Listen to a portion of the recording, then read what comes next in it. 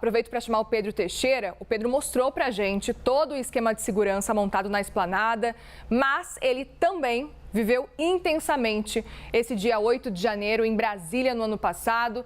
Vou aproveitar então e chamar o Pedro Teixeira, vai voltar e conversar com a gente, trazer esse relato, ele que já está com a gente aqui, essa é a imagem que ele está fornecendo. Brasília nesse momento, inclusive, em tempo fechando agora por lá. Pedro, a gente estava nesse dia de plantão nesse fim de semana, ainda sem esperar muito, ninguém achava que isso ia acontecer e ao longo daquele fim de semana, eu lembro muito bem, a gente acompanhou desde a sexta-feira do ano passado, daquele fim de semana do 8 de janeiro, a gente acompanhou a chegada de caravanas, de muita gente que começava a chegar cada vez mais e lotava aquele espaço do acampamento. A gente sabia que algo podia acontecer. Até então, a gente não sabia que seria o que realmente aconteceu. Queria muito ouvir o seu relato, Pedro, porque você, junto com o Theo Cury, vocês dois entraram ao vivo e foram mostrando e descobrindo com a gente o tamanho daquela destruição. Quero muito te ouvir, Pedro. Começo aqui do Palácio do Planalto, Muriel, só para a gente descrever, de certa forma, o que aconteceu. Bom, naquele final de semana, diversos ônibus vindos de vários lugares do país se reuniram no setor militar urbano, que fica a cerca de 3 quilômetros aqui da Praça dos Três Poderes. Aquelas pessoas desceram andando do SMU aqui para a esplanada dos ministérios, romperam as barreiras feitas pela Polícia Militar. O contingente de policiais naquele momento não era tão grande, então isso foi possível. Invadiram primeiro o Congresso Nacional e depois desceram aqui para a Praça dos Três Poderes. Do outro lado, o Supremo Tribunal Federal, que foi invadido e foi, de longe, o lugar mais destruído, né, Muri? A gente, à noite ali, depois que a situação já estava um pouco controlada, eu tive a oportunidade de ir até ali ao Supremo Tribunal Federal, acompanhando uma visita do presidente Lula à sede do STF, e a gente pôde perceber que aquele era, sim, o lugar mais destruído, onde a agressividade daqueles criminosos era maior. Falando um pouquinho aqui do Palácio do Planalto, hoje o Palácio do Planalto não tem grades na parte da frente. Elas foram retiradas algumas semanas depois dos atos do dia 8 de janeiro, a pedido do presidente Lula, restabelecendo a circulação de turistas, de pedestres, jornalistas, enfim, todo mundo pode circular aqui nessa parte da frente do Palácio do Planalto, onde tem, por exemplo, a bandeira, onde tem, por exemplo, agora tem uma Constituição que foi colocada neste período de celebração de um ano dos atos do dia 8 de janeiro. Aqui no Espelho d'Água, Muriel, foi de longe uma das coisas mais tristes que eu pude ver, porque no momento em que os invasores entraram no Palácio do Planalto, a primeira coisa que eles fizeram, eles entraram ali pelo acesso de autoridades e de jornalistas. Esse que eu mostro no centro da imagem, onde tem inclusive detectores de metal que foram destruídos naquele dia. E eles retiraram todas as coisas que tinham dentro do palácio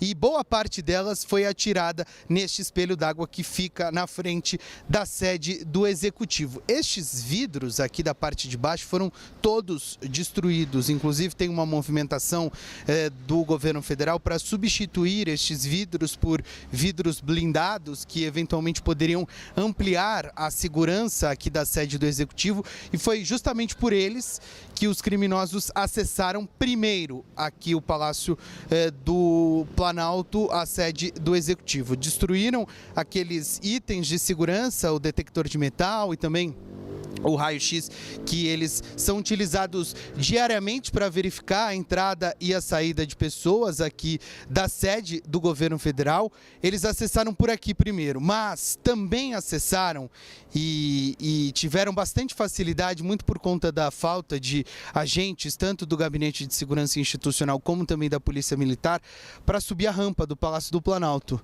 que é tradicionalmente um local onde os presidentes eleitos, eles têm a primeira grande imagem da sua posse, que é a subida, a caminhada da rampa do Palácio do Planalto, para que eles possam fazer o primeiro discurso já empossados como presidente da República.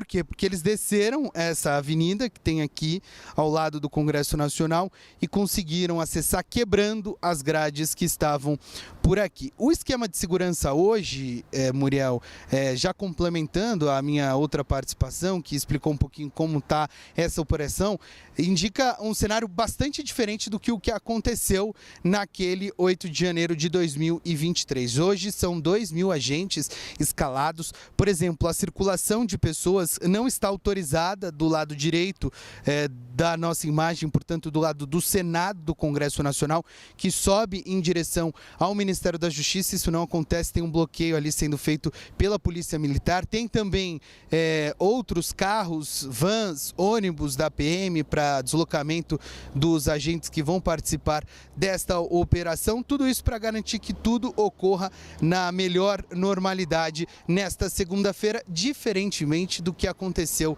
naquele ano. Inclusive, aqui na parte de baixo, eu acho que vocês podem ver, tem alguns bloqueios que são utilizados momentaneamente em algumas operações de segurança aqui no Palácio do Planalto. Eventualmente, quando o presidente Lula recebe algum chefe de Estado, eles são colocados ali na entrada da rampa do Palácio do Planalto, mas hoje, como foi determinado pelo presidente Lula, isso tudo foi retirado, são colocadas apenas em eventos especiais.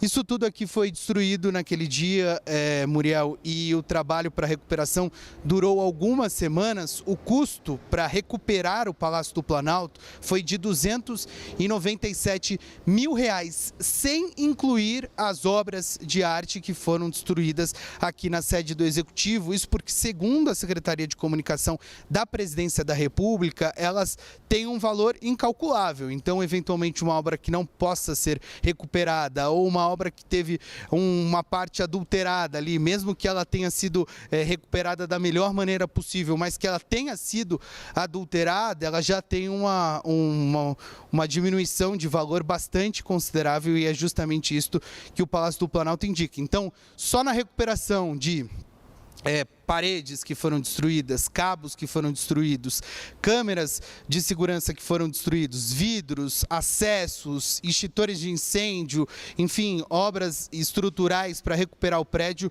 foram gastos R$297 mil de dinheiro público, e que, de certa forma, podem ser recuperados em partes pelas multas indicadas nestas primeiras condenações dadas pelo Supremo Tribunal Federal. Muriel.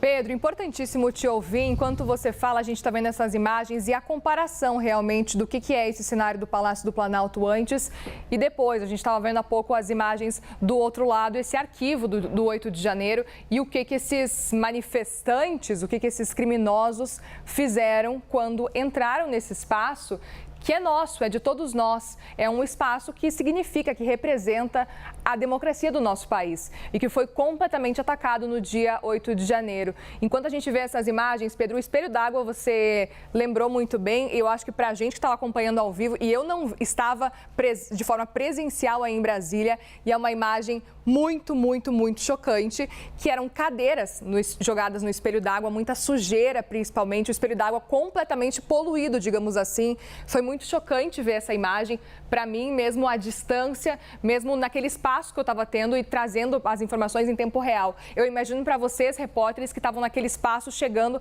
e se deparando com aquilo que estava acontecendo, com o que sobrou das sedes dos três poderes. Queria ouvir um pouco do sentimento que você teve nesse momento de estar fazendo uma cobertura histórica, mas que infelizmente ninguém gostaria de fazer, né? Não é um momento que, não é aquela coisa que você espera e sonha qualquer jornalista fazer, mostrar um cenário de terror em Brasília. Queria ouvir também um pouco desse seu sentimento quando você chegou nesse espaço e se deparou com o que estava acontecendo e com o que restou, principalmente dessa área aí da região do Palácio do Planalto. Pedro.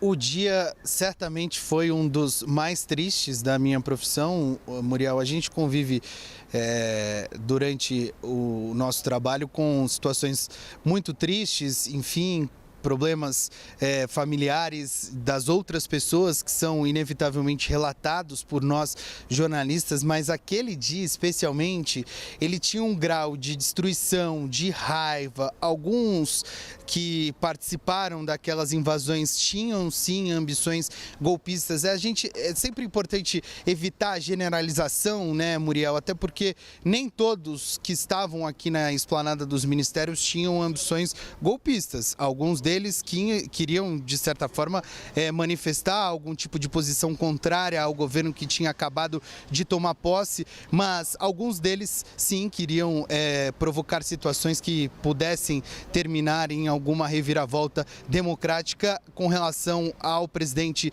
eleito e também com relação à posição de ministros da Suprema Corte. E aí a agressividade tomou conta daquela situação. Então, tudo que eles viam no caminho, eles destruíram. Então, a gente encontrou, depois que a situação estava um pouco mais normalizada, aqui mesmo na entrada do Palácio do Planalto, policiais militares feridos, agentes do Gabinete de Segurança Institucional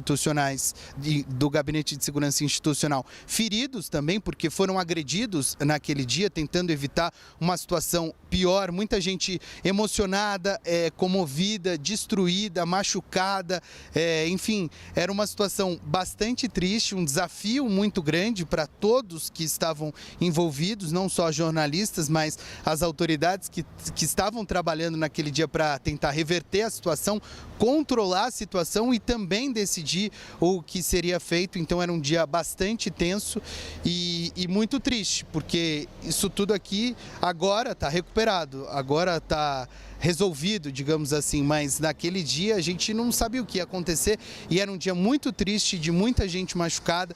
Eu falei há pouco no Live CNN que a gente trouxe a informação de que de fato houve algum tipo de negligência no plano desenhado pela Polícia Militar para tentar conter aqueles criminosos, os vândalos, os manifestantes, e que isso foi falhado, né? E que isso falhou. Mas tinha muito policial militar, muito agente do Gabinete de Segurança Institucional que fez o máximo para tentar reverter toda aquela situação.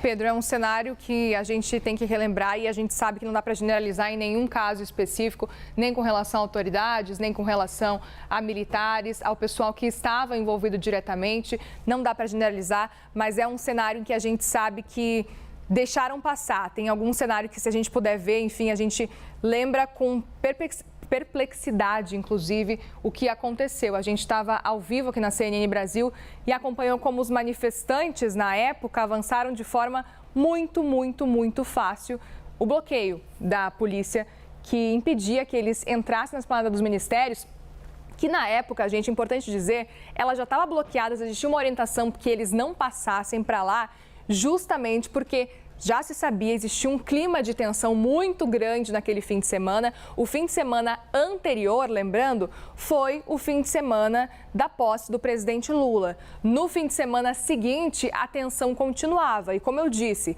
desde sexta-feira, caravanas começaram a chegar aos montes. Muita gente começou a chegar naquele acampamento e o acampamento começou a lotar, até que no domingo pela manhã existiu uma marcha, uma caminhada em direção à esplanada dos ministérios. Ela que estava bloqueada justamente por orientação, porque não se sabia o que podia acontecer. Existia uma tensão muito forte e, no fim, aí sim a gente acompanha essa marcha dos, até então, manifestantes que avançaram e depredaram os três poderes, as sedes dos três poderes.